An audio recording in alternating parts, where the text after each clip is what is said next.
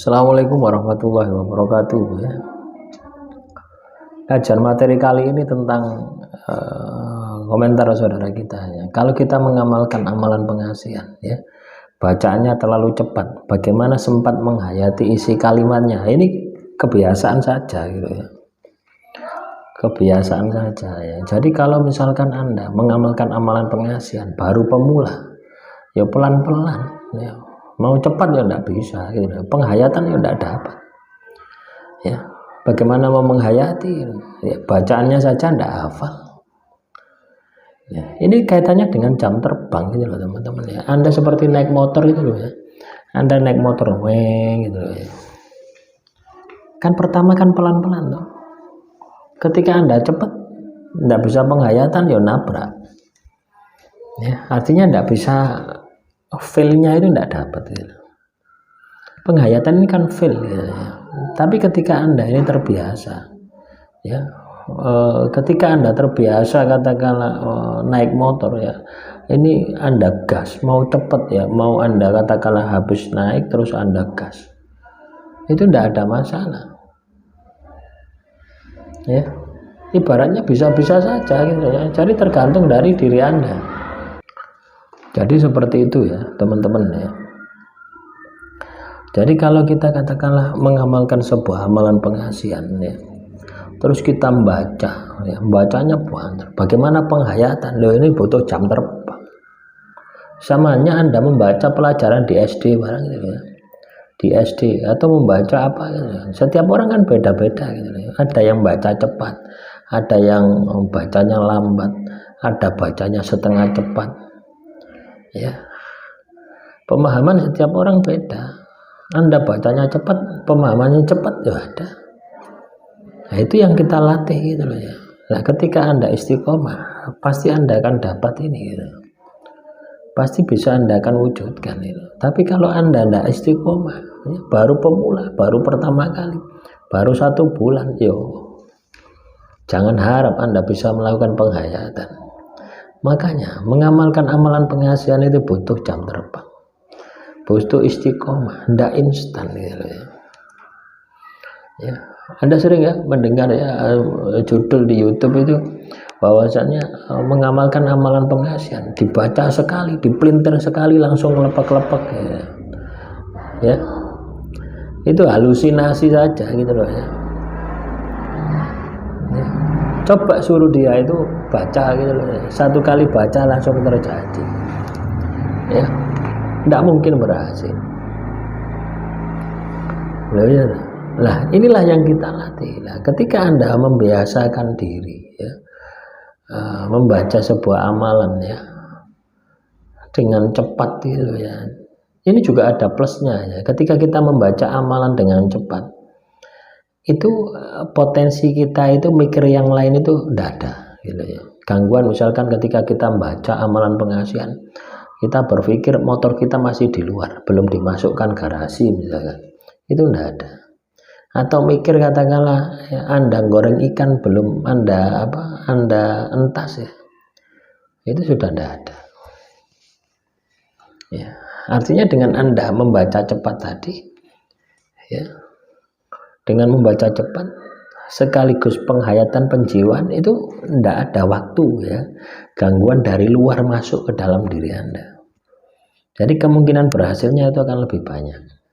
Contoh misalkan, saya baca wirid subhanallah, subhanallah, subhanallah, subhanallah. Nah, ini yang pendek ya, tapi cepat. Atau baca surat Yusuf ayat 4, itu qala Yusufu li abi abati inni ra'aitu ahda asyara kawkaban wasyamsa wal qamara ra'aitu li sajidin. Lah, itu ndak Anda harus terjemahkan dari awal sampai akhir, terjemahkan secara detail itu enggak. Anda ambil intinya, Anda ambil energinya gitu. Lah pemahaman semacam ini ya kalau Anda masih pemula enggak akan paham. Baru Anda akan paham ketika Anda sudah istiqomah ya, katakanlah 1 bulan, 2 bulan, 1 tahun, 2 tahun. Ya, apa yang saya sampaikan ini pasti Anda akan mengalaminya gitu loh ya. Ya, fase ini Anda akan alami. Lah inilah yang harus Anda latih, inilah yang harus Anda kuasai. Terus juga kalau target sudah chat terus nelpon tapi nggak saya respon, itu tandanya apa udah bereaksi Pak? Sudah ya. Kalau Anda katakanlah target itu chat, telepon dan sebagainya ya, itu tandanya ada reaksi. Loh, Anda terima teleponnya enggak apa-apa teman-teman ya, sepanjang Anda bisa mengkondisikan diri Anda supaya tidak terbawa suasana ya. Ketika Anda terbawa suasana, maka energi amalan pengasihan Anda tidak bisa meluncur, tidak bisa mengena. Tapi ketika Anda bisa menghentikan, ya ibaratnya itu tidak terbawa suasana, ya ngomong-ngomong biasa, artinya energi Anda netral. Maka energi amalan pengasihan Anda ini akan masuk kepada target ya. Paham ya? Mengamalkan amalan pengasihan, nah, apakah bisa ketahuan sama orang ahli spiritual? Ya bisa ya, bisa ya. Misalkan saya mengamalkan amalan pengasihan terus orang lain melihat gitu, apakah bisa ya, sepanjang orangnya mampu gitu. Ya, lagi-lagi seperti itu ya. Makanya banyak ya, ini biasanya ilmu hitamnya. Ilmu hitam itu di atas langit ada langit ya. Itu biasanya sebelum mengamalkan itu ditutup, dipagar gitu, supaya orang itu tidak bisa melihat. Juga ada teknik seperti itu ya. Tapi kalau niat Anda ini tulus ya, niat Anda ini tidak modus ya, biarkan saja. Mau orang melihat atau biarkan saja. Nah, biasanya orang-orang spiritual itu tidak mengurus hal-hal situ gitu. Nah, itu urusan mereka pribadi masing-masing gitu. Misalkan saya mengamalkan amalan pengasihan, ada orang spiritual gitu ya, melihat saya gitu, ya wes tidak boros, itu urusannya dewi. Dia sibuk dengan urusan spiritualnya sendiri gitu. Biasanya seperti itu.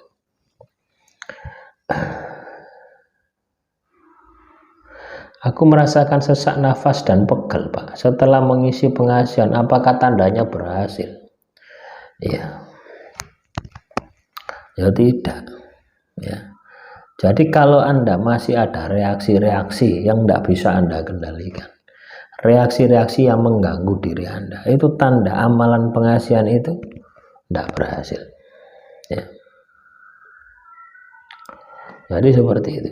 Nah ini target semakin menjauh, kok malah benci? Ya itu seperti itu ya. Ketika kita tidak bisa mengendalikan diri, maka target itu akan semakin menjauh. Terus juga ini menanggapi komentar saudara kita, saya mau tanya ya, apakah amalan pengasihan keberhasilannya tergantung wadah batin? Bukan.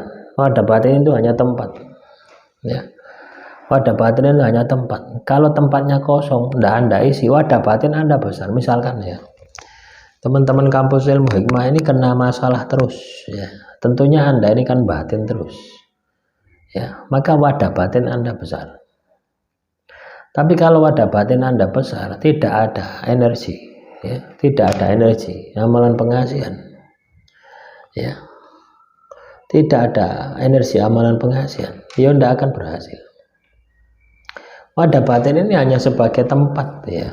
Ketika Anda menghimpun energi, itu bisa diisi berapapun itu, tergantung besar kecilnya wadah Anda. Nah contoh ya teman-teman kampus ilmu hikmah, kalau Anda katakanlah ingin tahu wadah batin Anda, coba Anda wirid ya. Anda wirid katakanlah yang pendek-pendek lah, wirid sholawat sallallahu alaihi Muhammad. Anda wirid 100 kali, kuat, misalkan kuat 100 kali, tambahi sampai berapa Anda tidak kuat, katakanlah 1000. Kalau sudah 1000 sudah ampun ya. Berarti wadah batin Anda itu 1000 tadi, ukurannya seperti itu ya. Dan tidak semua orang bisa mencapai bacaan 1000 tadi loh ya. Ada yang cuma 100, ada yang cuma 10, sudah tidak males ya. Akan muncul males, itu wadah batin seperti itu. Artinya potensi batinnya gitu. Nah, bukan berarti yang katakanlah tidak mampu wadah batinnya kecil, tidak bisa. Wadah batin ini bisa kita perbesar dengan kita latih Ya, nah, demikian yang bisa saya sampaikan. Semoga materi hari ini bisa bermanfaat. Wassalamualaikum warahmatullahi wabarakatuh. Salam rahayu, rahayu, rahayu.